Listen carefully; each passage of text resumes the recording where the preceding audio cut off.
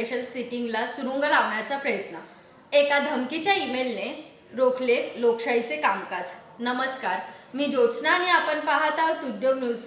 राज्याच्या अर्थसंकल्पीय अधिवेशनाचा तिसरा आठवडा अत्यंत महत्त्वाच्या चर्चांनी गाजणार असतानाच भवन परिसरात एका अनामिक ईमेलने प्रचंड खळबळ उडवून दिली.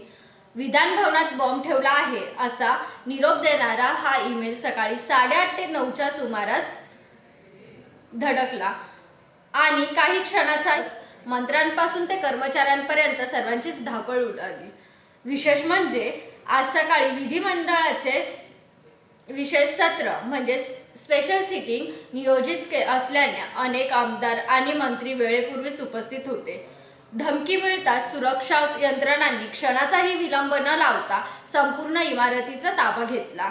बॉम्ब शोधक व नाशक पथक आणि श्वान पथकाने विधान भवनाच्या प्रत्येक दालनाची झडती घेण्यास सुरुवात केली आहे.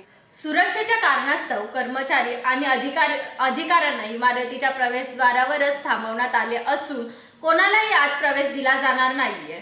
उपमुख्यमंत्री सुनेत्रा पवार यांनी घटनेला दुजोरा दिला असून पोलीस दल परिस्थितीवर बारीक लक्ष ठेवून असल्याची माहिती दिली आहे.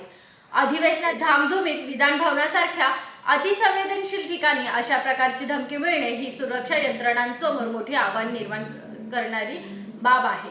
हा ईमेल खोडसाळपणा आहे की घातपाताचा प्रयत्न याचा तपास सायबर गुन्हा शाखा करत आहे. विधान भवन परिसराला छावणीचे स्वरूप आले असून तपास होईपर्यंत सर्व कामकाज थांबवण्यात आले आहे.